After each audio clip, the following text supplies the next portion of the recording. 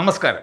പാലത്തായി കേസിൽ വിധി പറഞ്ഞ അതേ കോടതിയുടെ മറ്റൊരു വിചിത്രമായ വിധിയാണ് ഞാനിന്നിവിടെ ചർച്ച ചെയ്യാൻ ഉദ്ദേശിക്കുന്നത്.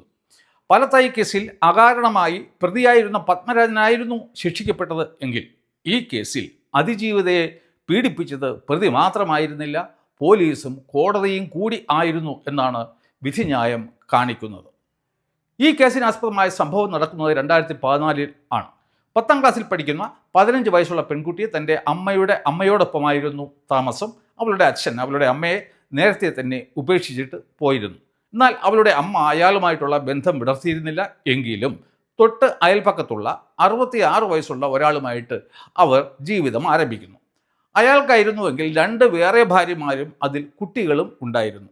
അതിൽ നിന്നും തന്നെ അയാളുടെ സ്വഭാവം നമുക്ക് മനസ്സിലാക്കാൻ സാധിക്കുന്നതാണ്. ഈ കുട്ടിയും അതിൻ്റെ അമ്മൂമ്മയും മുയലുകളെ വളർത്തിയിരുന്നു. അങ്ങനെ മുയലിന് കൊടുക്കാനുള്ള മുരിക്കിൻ്റെ ഇലയുമായി അമ്മയുടെ പുതിയ ഭർത്താവ് അവിടെ ദിവസവും വരുമായിരുന്നു.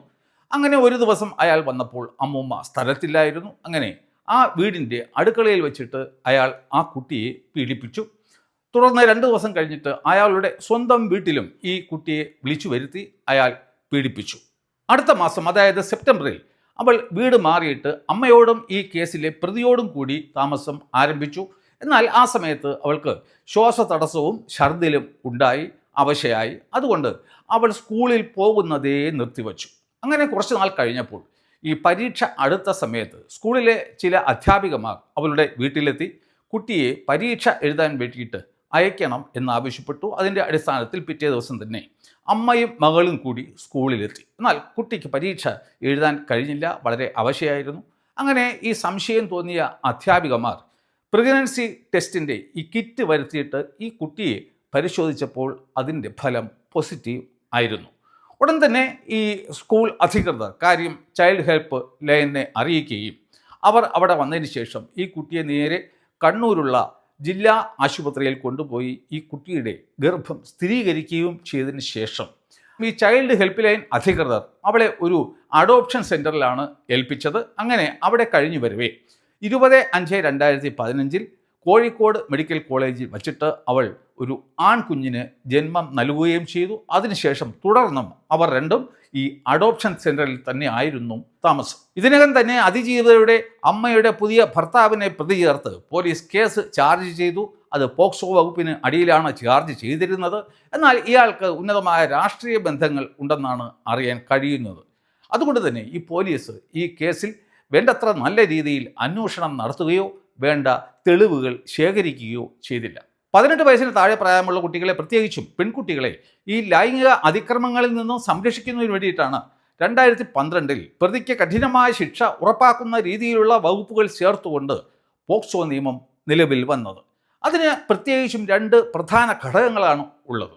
ഒന്നാമതായിട്ട്, ഈ കേസിൽ ഒരാൾ പ്രതിയാക്കപ്പെട്ട് കഴിഞ്ഞാൽ അയാൾ കുറ്റം ചെയ്തു എന്നുള്ള പ്രസംഷൻ കോടതിക്ക് ഉണ്ടായിരിക്കും.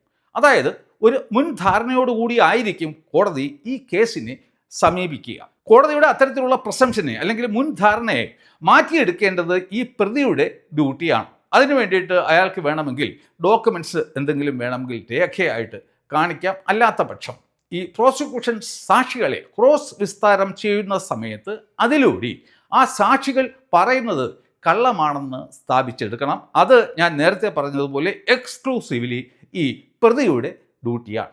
രണ്ടാമത്തെ പ്രത്യേകത എന്ന് പറയുന്നത്, ഈ അതിജീവിതയുടെ മൊഴി വിശ്വാസയോഗ്യം ആണ് എന്ന് കോടതിക്ക് ബോധ്യപ്പെട്ടാൽ മറ്റൊരു തെളിവും ഇല്ലാതെ തന്നെ കോടതിക്ക് പ്രതിയെ ശിക്ഷിക്കാം. അതായത് ഈ ആദ്യം മുതൽ അവസാനം വരെ ഈ അതിജീവിതയുടെ മൊഴി ഒരുപോലെ തന്നെ ആയിരിക്കണം. അതിൽ കാര്യമായ മാറ്റങ്ങൾ ഒന്നും തന്നെ വരാൻ പാടില്ല.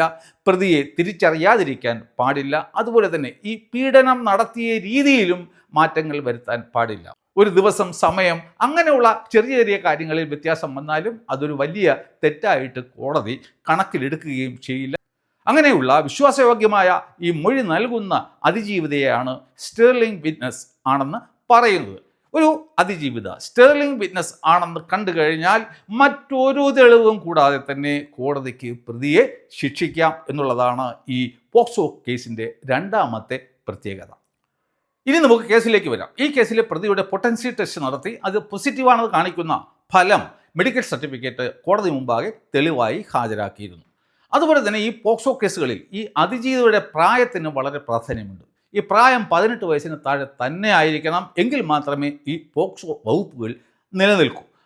അപ്പോൾ ഈ കേസിൽ അതിജീവിതയുടെ ഡേറ്റ് ഓഫ് ബർത്ത് 31/5/1999 എന്ന് കാണിക്കുന്ന ഈ സ്കൂളിലെ രേഖകളുടെ അടിസ്ഥാനത്തിൽ തയ്യാറാക്കിയ ഒരു സർട്ടിഫിക്കറ്റ് ഹെഡ് മാസ്റ്റർ ഈ കോടതിയിൽ സമർപ്പിച്ചിരുന്നു. ഞാൻ നേരത്തെ പറഞ്ഞതുപോലെ ഈ പ്രതി ഒരു കുറ്റം ചെയ്തു എന്നുള്ള ധാരണയിലാണ്, പ്രസംഷനിലാണ് കോടതി മുന്നോട്ട് പോകുന്നത്. അത് തിരുത്തേണ്ടത് പ്രതിഭാഗത്തിൻ്റെ തന്നെ ഡ്യൂട്ടിയാണ്. അതിനു വേണ്ടിയിട്ടുള്ള രേഖകളും മറ്റും ഹാജരാകണം. അല്ലെങ്കിൽ ക്രോസ് എക്സാമിനേഷനിൽ അത് ഈ സാക്ഷികൾ പറയുന്നത് കള്ളമാണെന്ന് സ്ഥാപിക്കണം. എന്നാൽ ഈ വിധിയുടെ 8ാമത്തെ ഖണ്ഡികയിൽ പറയുന്നു, ഈ പ്രതി അത്തരത്തിലുള്ള യാതൊരു തെളിവുകളും ഹാജരാക്കിയിട്ടില്ല. അതുപോലെ തന്നെ ഈ സാക്ഷി വിസ്താരത്തെക്കുറിച്ചിട്ട് പറയുകയാണെങ്കിൽ ഈ വാദിഭാഗം, ഈ പ്രോസിക്യൂഷൻ സാക്ഷികൾ പറയുന്നത് തെറ്റാണെന്ന് 1% പോലും സ്ഥാപിക്കാൻ ഈ ഡിഫൻസിന് കഴിഞ്ഞതും ഇല്ല. ഇനി നമുക്ക് അതിജീവിതയുടെ മൊഴി വിശ്വാസയോഗ്യം ഉള്ളതായിരുന്നോ എന്നും അവളൊരു സ്റ്റേർലിംഗ് വിറ്റ്നസ് ആയിരുന്നോ എന്നും നോക്കാം. അവളുടെ മൊഴിയിൽ എന്തെങ്കിലും അപാകതകൾ ഉള്ളതായിട്ട് കോടതി ഒരിടത്തും തന്നെ പറയുന്നില്ല. അതുമല്ല, അവൾ ഈ ക്രോസ് വിസ്താരത്തെയും അതിസമർത്ഥമായിട്ട് അതിജീവിച്ചു. ആദ്യം മുതൽ അവസാനം വരെ വളരെ കൺസിസ്റ്റൻ്റ് ആയിട്ടാണ് ആ കുട്ടി മൊഴി നൽകിയിരുന്നത്. എന്നാൽ ഈ സംഭവം നടന്നു എന്ന് പറയുന്ന കൃത്യമായ ദിവസത്തെക്കുറിച്ചിട്ടോ കൃത്യമായ സമയത്തെക്കുറിച്ചിട്ടോ മാത്രം അവൾക്ക് പറയാൻ കഴിഞ്ഞില്ല. അത് ഒരു നിസ്സാര കാര്യമാണ്. ഈ പോക്സോ നിയമത്തിനിടയിൽ അതിന് വലിയ പ്രാധാന്യമേ ഇല്ല. കുട്ടികൾക്ക് ആ കാര്യങ്ങളൊക്കെ കൃത്യമായി ഓർമ്മിച്ചിരിക്കാൻ കഴിയില്ല എന്ന് നിയമത്തിന് തന്നെ അറിയാം.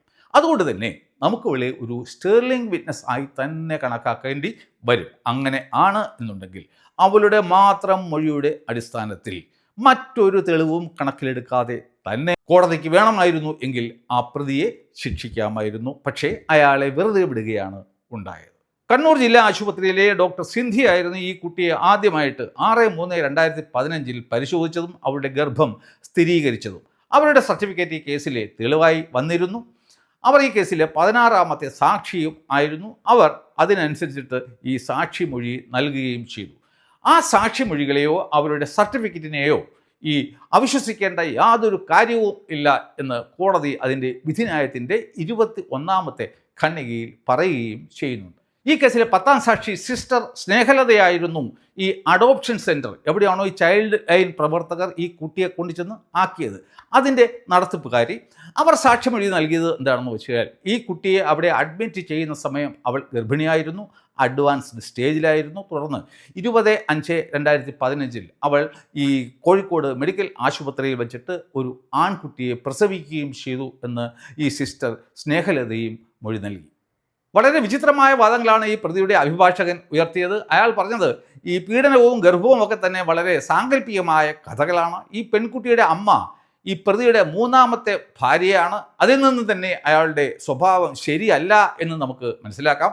ഈ പെൺകുട്ടി അഥവാ ഈ ഗർഭിണി ആയിരുന്നു എങ്കിൽ, പ്രസവിച്ചിരുന്നു എങ്കിൽ അതിനുള്ള തെളിവുകൾ ഉണ്ടായിരിക്കണമായിരുന്നു. ഈ കുട്ടിയെക്കുറിച്ചിട്ടുള്ള വിവരങ്ങൾ ഉണ്ടായിരിക്കണമായിരുന്നു. അതുപോലെ തന്നെയാണ് ഈ പ്രതി തന്നെയാണ് ആ കുട്ടിയുടെ അച്ഛൻ എന്നുള്ളതിനെ സംബന്ധിക്കുന്ന DNA ടെസ്റ്റ് നടത്തണമായിരുന്നു. അതൊന്നും തന്നെ ഈ പ്രോസിക്യൂഷൻ നടത്തിയിട്ടില്ല എന്നാണ് ഈ പ്രതിയുടെ അഭിഭാഷകൻ വാദിച്ചത്. പിന്നീട് വളരെ വിചിത്രമായ കാര്യങ്ങളാണ് കോടതി പറയുന്നത്. നേരത്തെ കണ്ണൂർ ജില്ലാ ആശുപത്രിയിലെ ഡോക്ടർ സിന്ധിയയുടെ ഈ കുട്ടി ഗർഭിണി ആയിരുന്നു എന്നും അഡ്വാൻസ്ഡ് സ്റ്റേജിലായിരുന്നു എന്നുമുള്ള സർട്ടിഫിക്കറ്റിനെയും അതുപോലെ തന്നെ അവരുടെ സാക്ഷി മൊഴിയെയും അംഗീകരിച്ച അതേ കോടതി തന്നെ പിന്നീട് പറയുന്നു ഈ ഗർഭവും പ്രസവവും ഒക്കെ തന്നെ സാങ്കല്പിക കഥയാണ് എന്ന്. അതൊക്കെ സത്യമായിരുന്നു എങ്കിൽ അതിനുള്ള രേഖകൾ ഹാജരാക്കണമായിരുന്നു എന്നാണ് കോടതി പറയുന്നത്. അതിജീവിതയെ പ്രസവത്തിനായി കോഴിക്കോട് മെഡിക്കൽ കോളേജിൽ പ്രവേശിപ്പിച്ച ദിവസമോ അവൾ പ്രസവിച്ച ദിവസമോ അവളെ ശുശ്രൂഷിച്ച ഡോക്ടറുടെ പേരോ അതുപോലെ ഈ കുട്ടി ആണോ പെണ്ണോ എന്നൊന്നും തന്നെയുള്ള രേഖകൾ ഈ പ്രോസിക്യൂഷൻ കോടതിയിൽ ഹാജരാക്കിയില്ല എന്നാണ് കോടതി പറയുന്നത്. തുടർന്ന് ഈ കേസിനെ ഈ കോടതി കൈകാര്യം ചെയ്യുന്നത് ഒരു പോക്സോ കേസായിട്ടല്ല, മറിച്ച് ഒരു കുട്ടിയുടെ പിതൃത്വം തെളിയിക്കുന്നതിനുള്ള കേസായിട്ടാണ്. ഈ പോക്സോ നിയമം കൊണ്ടുവന്നത് തന്നെ ഇത്തരത്തിൽ ഇരയാക്കപ്പെടുന്ന അതിജീവിതമാർക്ക് നീതി ഉറപ്പാക്കുന്നതിന് വേണ്ടി മാത്രമാണ്, അല്ലാതെ ആ കേസുകളിലെ പ്രതികളെ രക്ഷിക്കുന്നതിന് വേണ്ടിയിട്ടല്ല. പോക്സോ കേസുകളിൽ ഇരയാക്കപ്പെടുന്ന സ്ത്രീ ഗർഭിണിയാകണമെന്നോ പ്രസവിക്കണമെന്നോ ഉള്ള നിർബന്ധം ഒന്നും തന്നെ ഇല്ല. എന്തിനേറെ പറയുന്നു, ഈ പെനട്രേറ്റീവ് സെക്സ് നടന്നിരിക്കണം എന്നുള്ള നിർബന്ധം പോലും ഇല്ല. അവിടെ ഈ കോടതി നോക്കുന്നത് ഈ പ്രതി ഏതെങ്കിലും രീതിയിൽ ഈ അതിജീവിതയെ ലൈംഗികമായി പീഡിപ്പിച്ചോ ഇല്ലയോ എന്നുള്ളത് മാത്രമാണ്. എന്നാൽ നമ്മുടെ കോടതി അതിൻ്റെ വിധിന്യായത്തിൻ്റെ 21ാമത്തെ ഖണ്ഡികയിൽ പറയുന്നത് എന്താണെന്ന് വെച്ച് കഴിഞ്ഞാൽ, അവശേഷിക്കുന്ന ഒരേ ഒരു ചോദ്യം എന്ന് പറയുന്നത് ഈ ഈ അതിജീവിത പ്രസവിച്ചു എന്ന് പറയുന്ന കുട്ടിയുടെ പിതാവ് ആരാണ് എന്നുള്ളത് മാത്രമാണ് എന്നാണ്. അതായിരുന്നു കോടതിയുടെ ഈ പ്രതിയെ രക്ഷപ്പെടുത്തുന്നതിനുള്ള ഒന്നാമത്തെ നടപടി. നമുക്കറിയാം, ഈ കേസിലെ അതിജീവിത തൻ്റെ അമ്മൂമ്മയോടൊപ്പമായിരുന്നു താമസിച്ച് വന്നിരുന്നത്. അതിന് സമീപത്തുള്ള മറ്റൊരു വീട്ടിലായിരുന്നു അതിജീവിതയുടെ അമ്മ ഈ പ്രതിയോടൊപ്പം താമസിച്ച് വന്നിരുന്നത്. ഈ പ്രതി നിത്യവും അമ്മൂമ്മയുടെ വീട്ടിൽ മുയലിന് കൊടുക്കാനായി മുരിക്കിലയുമായി എത്താറുണ്ടായിരുന്നു. എന്നിട്ടും ഈ കോടതി പറയുന്നത്, ഈ സംഭവം നടന്നു എന്ന് പറയുന്ന വീടിന് സമീപത്ത് ഒരുപാട് മറ്റ് വീടുകൾ ഉണ്ടായിരുന്നു, കൂടാതെ അതിലെ ഒരു പബ്ലിക് റോഡും കടന്നു പോകുന്നുണ്ട്. എന്നിട്ടും ഈ സംഭവം നടന്ന സ്ഥലത്തിൻ്റെ അടുത്തായിട്ട് ഈ പ്രതിയെ കണ്ടവരായിട്ട് ആരും തന്നെ ഇല്ല എന്നാണ് ഈ കോടതി കണ്ടെത്തിയിരിക്കുന്നത്. ഇതിനെ ഈ കോടതിയുടെ പ്രതിയെ രക്ഷിക്കണം എന്നുള്ള അതിനു വേണ്ടിയിട്ടുള്ള രണ്ടാമത്തെ നടപടിയായി മാത്രമേ കാണാൻ കഴിയൂ. എന്നാൽ ഒരുപക്ഷെ അറിയാതെ ആയിരിക്കും ഈ കോടതി എടുത്തു പറയുന്ന മറ്റൊരു കാര്യമുണ്ട്. പ്രതിയുടെ അഭിഭാഷകൻ തന്നെ പറയുന്നു, പ്രതി ഇപ്പോൾ കഴിയുന്നത് 3ാമത്തെ ഭാര്യയോടൊപ്പം ആണ്. അയാൾക്ക് വേറെയും 2 ഭാര്യമാരും അതിൽ കുട്ടികളും ഉണ്ട്. അതിനാൽ തന്നെ അയാളുടെ സ്വഭാവം ശരിയല്ല എന്നുള്ള കാര്യം. പിന്നീട് കോടതി പറയുന്നത് പോലീസിൻ്റെ അന്വേഷണം വളരെ യാന്ത്രികമായിരുന്നു. ഈ പ്രതി ഈ അതിജീവിതയെ പീഡിപ്പിച്ചു എന്നുള്ളതിനോ, അതുപോലെ തന്നെ ഈ അതിജീവിത പ്രസവിച്ച കുട്ടിയുടെ അച്ഛൻ ഈ പ്രതിയാണ് എന്ന് കാണിക്കുന്നതിനോ വേണ്ടിയിട്ടുള്ള സയൻറ്റിഫിക് ആയിട്ടുള്ള ഒരു തെളിവും പ്രോസിക്യൂഷൻ ഹാജരാക്കിയിട്ടില്ല എന്നാണ് കോടതി പറയുന്നത്. ഈ പ്രതിക്കെതിരെയുള്ള ആരോപണങ്ങൾ വളരെ ഗുരുതരമായ ഒന്നായതിനാൽ അത്തരം രേഖകൾ ഈ കേസ് പരിഗണിക്കുന്നതിന് അല്ലെങ്കിൽ പ്രതിയെ ശിക്ഷിക്കുന്നതിന് അത്യാവശ്യമായിരുന്നു എന്നാണ് കോടതി പറയുന്നത്. തുടർന്ന് കോടതി പറയുന്നത്, ഈ അന്വേഷണം പുരോഗമിക്കുന്ന ഒരു ഘട്ടത്തിലായിരുന്നു ഈ അതിജീവിത പ്രസവിച്ചത്. അങ്ങനെയാണെങ്കിൽ അതിജീവിതയെ മെഡിക്കൽ കോളേജ് ആശുപത്രിയിൽ എന്നാണ് അഡ്മിറ്റ് ചെയ്തത്, എന്നാണ് പ്രസവിച്ചത്, കുട്ടി ആണായിരുന്നു പെണ്ണായിരുന്നു, അതുപോലെ തന്നെ അവളെ അറ്റൻഡ് ചെയ്ത ഡോക്ടർ ആരായിരുന്നു, ഈ തെളിവുകളൊക്കെ തന്നെ ഈ പോലീസിന് നിഷ്പ്രയാസം കണ്ടെത്താൻ കഴിയുമായിരുന്നു. എന്നാൽ അത് ഉണ്ടായില്ല. അത്തരത്തിലുള്ള ഈ പോലീസിൻ്റെ നടപടി ആരെയോ മറ്റാരെയോ സംരക്ഷിക്കാൻ വേണ്ടി ആയിരുന്നു എന്നാണ് കോടതി പറയുന്നത്. യഥാർത്ഥത്തിൽ ഇവിടെ ഈ പ്രതിയെ സംരക്ഷിക്കാൻ വേണ്ടി തന്നെ ആയിരുന്നു എന്നുള്ളതാണ് സത്യം. കോടതി ഇവിടെ പറയുന്നതൊക്കെ വസ്തുതകൾ തന്നെയാണ്. അതുകൊണ്ടാണ് ഞാൻ ആദ്യമേ പറഞ്ഞത്, ഈ പ്രതിക്ക് രാഷ്ട്രീയ ബന്ധങ്ങൾ ഉണ്ടായിരുന്നു. അതുകൊണ്ട് മാത്രമാണ് ഏതൊരു പോലീസ് ഉദ്യോഗസ്ഥനും നിഷ്പ്രയാസം കണ്ടെത്തി കോടതിയിൽ ഹാജരാക്കാൻ സാധിക്കുമായിരുന്ന മേൽപ്പറഞ്ഞ വിലപ്പെട്ട രേഖകൾ അവർ കളക്ട് ചെയ്യാത്തതും കോടതിയിൽ ഹാജരാക്കാത്തതും. ഉദാഹരണത്തിന്, ഈ കേസിൽ DNA ടെസ്റ്റ് നടത്തി ഈ പ്രതിയായിരുന്നു ആ കുട്ടിയുടെ അച്ഛൻ എന്ന് തെളിയിക്കപ്പെട്ട് കഴിഞ്ഞാൽ ഈ ലോകത്ത് ഒരു ശക്തിക്കും അയാളെ പിന്നെ രക്ഷപ്പെടുത്താൻ സാധ്യമല്ല. അതുകൊണ്ട് മാത്രമാണ് പ്രോസിക്യൂഷൻ ഒരു DNA ടെസ്റ്റ് നടത്തുന്നതിനുള്ള അപേക്ഷ കോടതിയിൽ കൊടുക്കാതെ ഇരുന്നത്. തുടർന്ന് കോടതി വിധിന്യായത്തിൻ്റെ 26ാമത്തെ ഖണ്ഡികയിൽ പറയുന്നത് എന്താണെന്ന് വെച്ച് കഴിഞ്ഞാൽ, ഈ സംഭവം നടക്കുന്ന സമയത്ത് പ്രതിക്ക് 66 വയസ്സായിരുന്നു. ഈ വിധി പറയുന്ന സമയത്ത് 76 വയസ്സായി. അയാളുടെ ആരോഗ്യം വളരെ ക്ഷയിച്ചതാണ്. കൂടാതെ അയാൾക്ക് ഒരുപാട് അസുഖങ്ങളും ഉണ്ട്. അതുകൊണ്ട് തന്നെ ഇയാൾക്കെതിരെയുള്ള ആരോപണങ്ങൾ ഗുരുതരമാണ് എങ്കിൽ തന്നെയും അത്തരമൊരു കേസിൽ അയാളെ ശിക്ഷിക്കുന്നതിന് ശക്തിയായ മതിയായ തെളിവുകൾ ഉണ്ടായിരിക്കണം എന്നാണ്. പോലീസ് അത്തരം തെളിവുകൾ മനഃപൂർവ്വം മറച്ചുവെച്ചു എന്നും അതുകൊണ്ട് പ്രോസിക്യൂഷൻ കേസ് തെളിയിക്കുന്നതിൽ പരാജയപ്പെട്ടു എന്നുമാണ് കോടതി പറയുന്നത്. എല്ലാ ഉത്തരവാദിത്വവും പോലീസിൻ്റെ തലയിൽ കെട്ടിവെച്ച് ഈ പ്രതിയെ രക്ഷപ്പെടുത്തുന്നതിനുള്ള കോടതിയുടെ 3ാമത്തെ ശ്രമമായിട്ട് മാത്രമേ നമുക്കതിനെ കാണാൻ കഴിയൂ. കാരണം ഇതേ കോടതി തന്നെ പാലത്തായി കേസിൽ പത്മരാജനെ ശിക്ഷിക്കുന്ന വേളയിൽ ആ കേസിലും ഇതുവരെ തന്നെ പോലീസിൻ്റെ ഭാഗത്തു നിന്നും വീഴ്ചകൾ ഉണ്ടായിരുന്നു. അപ്പോൾ ആ കോടതി അന്ന് ഉദ്ധരിച്ചത് ഈ സുപ്രീം കോടതിയുടെ Edakkandi Dineshan versus state of Kerala എന്നുള്ള ഒരു കേസിനെ ആയിരുന്നു. ആ കേസിൽ സുപ്രീം കോടതി അന്തിമമായി പറഞ്ഞത്, പോലീസിൻ്റെ ഭാഗത്ത് എന്തെങ്കിലും വീഴ്ച ഉണ്ടായി എന്ന് കരുതിയിട്ട് മാത്രം പ്രതിയെ വെറുതെ വിടാൻ കഴിയില്ല എന്നാണ്. അത്തരം വേളകളിൽ കോടതി ഈ മറ്റു തെളിവുകൾ ആണ് കണക്കിലെടുക്കേണ്ടത് എന്നാണ്. ആ ഒരു ഗ്രൗണ്ടിൽ മാത്രം, ഈ പോലീസിൻ്റെ ഇൻവെസ്റ്റിഗേഷൻ ശരിയായിരുന്നില്ല എന്നുള്ള ഒരു ഗ്രൗണ്ടിൽ മാത്രം പ്രതിക്ക് തന്നെ വെറുതെ വിടണം എന്ന് ആവശ്യപ്പെടാനും കഴിയില്ല. അപ്പോൾ ഇതേ കോടതിയുടെ തന്നെ അന്നത്തെ നിലപാട് എന്തായിരുന്നു? പോലീസ് അന്വേഷണത്തിൽ വീഴ്ച ഉണ്ടായാലും കോടതിക്ക് ഇടപെടാം. എന്നാൽ ഇവിടെയോ പോലീസ് അന്വേഷണത്തിൽ വീഴ്ച ഉള്ളതുകൊണ്ട് കോടതി ഇടപെടുന്നില്ല. കോടതിക്ക് പ്രതിയെ വിടാതിരിക്കാൻ യാതൊരു സാഹചര്യവും ഇല്ല എന്നാണ് അതേ കോടതി തന്നെ പറയുന്നത് എന്നുള്ള കാര്യം നാം വീണ്ടും ശ്രദ്ധിക്കണം. ഇതായിരുന്നു പ്രതിയെ വെറുതെ വിടുന്നതിനുള്ള അടുത്ത നടപടി. അപ്പോൾ നാം നേരത്തെ പറഞ്ഞതുപോലെ പോക്സോ കേസുകളിൽ ഒരു കോടതിയുടെ പ്രസംപ്ഷൻ ഉണ്ട്. അതായത് പ്രതി കുറ്റക്കാരനാണ്. ആ ഒരു ധാരണയെ ഖണ്ഡിക്കേണ്ടത് പ്രതിഭാഗമാണ്, അല്ലാതെ കോടതി അല്ല എന്നുള്ള കാര്യം നാം പ്രത്യേകം ശ്രദ്ധിക്കണം. എന്നാൽ പോക്സോ നിയമത്തിനടിയിൽ തന്നെ ഈ കോടതിക്ക് ഇവിടെ ചെയ്യാൻ കഴിയുമായിരുന്ന ഒരു കാര്യം എന്തായിരുന്നു എന്ന് വെച്ച് കഴിഞ്ഞാൽ, ഈ അതിജീവിതയുടെ മൊഴി വിശ്വാസയോഗ്യവും വസ്തുതാപരവും സത്യസന്ധവും ആയിരുന്നതിനാൽ അവളൊരു സ്റ്റേർലിംഗ് വിറ്റ്നസ് ആണ്. അതുകൊണ്ട് തന്നെ അവളുടെ മൊഴിയുടെ മാത്രം അടിസ്ഥാനത്തിൽ ഈ കോടതിക്ക് പ്രതിയെ ശിക്ഷിക്കാമായിരുന്നു. ക്രിമിനൽ കേസുകളിൽ, പ്രത്യേകിച്ചും പോക്സോ കേസുകളിൽ, ഈ സത്യം കണ്ടെത്തുന്നതിനുള്ള ഭരണഘടനാപരമായ ഒരു കർത്തവ്യം ട്രയൽ കോടതികളിൽ നിക്ഷിപ്തമാണ്. CRPCയുടെ സെക്ഷൻ 311 പ്രകാരം ട്രയൽ കോടതികൾക്ക് അന്വേഷണത്തിൻ്റെയോ ഈ ട്രയലിൻ്റെയോ ഏത് ഘട്ടത്തിൽ വേണമെങ്കിലും, ഈ വിധി പറയുന്നതിന് തൊട്ട് മുൻപ് വേണമെന്നുണ്ടെങ്കിലും, DNA ഉൾപ്പെടെയുള്ള ഏത് തെളിവുകളും ഈ ഫോർ ഡൂയിങ് കംപ്ലീറ്റ് ജസ്റ്റിസ് അതിൻ്റെ ഭാഗമായിട്ട് വിളിച്ചു വരുത്താനുള്ള അധികാരമുണ്ട്.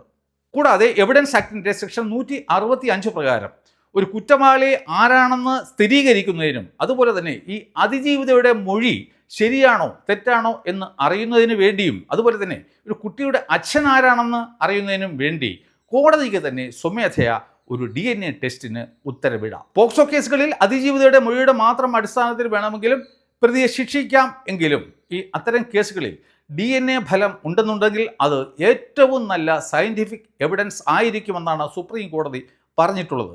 ഒന്ന് ആലോചിച്ച് നോക്കൂ, ഈ കേസിൽ അഥവാ DNA ടെസ്റ്റ് നടത്തിയിരുന്നു എങ്കിൽ 2 കാര്യങ്ങൾ നമുക്ക് 100% സ്ഥിരീകരിക്കാമായിരുന്നു. ഒന്ന്, പ്രതിയായിരുന്നു ഈ കൃത്യം നടത്തിയത്. അല്ല എന്നുണ്ടെങ്കിൽ അതിജീവിത കള്ളം പറയുകയാണ്, മറ്റാരോ ആയിരുന്നു ആ കൃത്യം ചെയ്തത്. അപ്പോൾ ഇവിടെ ഈ കോടതി അതിജീവിതയുടെ മൊഴിയെയും വിശ്വസിച്ചില്ല, അതുപോലെ തന്നെ DNA ടെസ്റ്റ് നടത്തുന്നതിനുള്ള ഉത്തരവും നൽകിയില്ല. നമുക്കറിയാം, നമ്മുടെ കൊച്ചുകുട്ടികളെ ലൈംഗിക അതിക്രമങ്ങളിൽ നിന്നും സംരക്ഷിക്കുന്നതിനും അത്തരം കേസുകളിലെ പ്രതികൾക്ക് കഠിനമായ ശിക്ഷ ഉറപ്പാക്കുന്നതിനും വേണ്ടി മാത്രമാണ് ഈ പോക്സോ നിയമം കൊണ്ടുവന്നത്. എന്നാൽ ഈ കോടതി ഈ വിധിയിലൂടെ ആ നിയമത്തെ തന്നെ പല്ലിളിച്ച് കാണിക്കുകയാണ് ചെയ്തിരിക്കുന്നത്. ഒരേ കോടതി തന്നെ പല അവസരങ്ങളിൽ തനിക്ക് മേലുള്ള ബാഹ്യ സമ്മർദ്ദങ്ങളുടെ അടിസ്ഥാനത്തിൽ ഒരേ നിയമത്തെ തന്നെ പലതായി വളച്ചൊടിച്ചുകൊണ്ട് തനിക്ക് മേൽ സമ്മർദ്ദം ചെയ്യുന്ന ആൾക്കാരുടെ അഭീഷ്ടം അനുസരിച്ച് വിധി പറയുന്നു എന്നുള്ളതാണ് ഈ വിധിന്യായം കാണിക്കുന്നത്. ഇങ്ങനെ തുടർന്നു പോവുകയാണ് എന്നുണ്ടെങ്കിൽ ഈ ജനങ്ങൾക്ക് ഇപ്പോൾ തന്നെ ഈ നീതിന്യായ സംവിധാനത്തിലെ വിശ്വാസം ഏകദേശം നഷ്ടപ്പെട്ട് കഴിഞ്ഞു. അപ്പോൾ ഇത്തരം വിധികൾ അവരിലുള്ള ബാക്കി വിശ്വാസം കൂടി നഷ്ടപ്പെടുത്തും എന്നുള്ള കാര്യം തീർച്ചയാണ്. അപ്പോൾ ഈ വീഡിയോ നിങ്ങൾക്ക് ഇഷ്ടപ്പെട്ടു എന്ന് ഞാൻ കരുതുന്നു. എങ്കിൽ കമൻറ്റ് ചെയ്യുക, ലൈക്ക് ചെയ്യുക, ഷെയർ ചെയ്യുക, ഈ സബ്സ്ക്രൈബും ചെയ്യുക. ഇതുപോലെയുള്ള മറ്റൊരു വീഡിയോയുമായി വീണ്ടും കാണുന്നതുവരെ നന്ദി, നമസ്കാരം.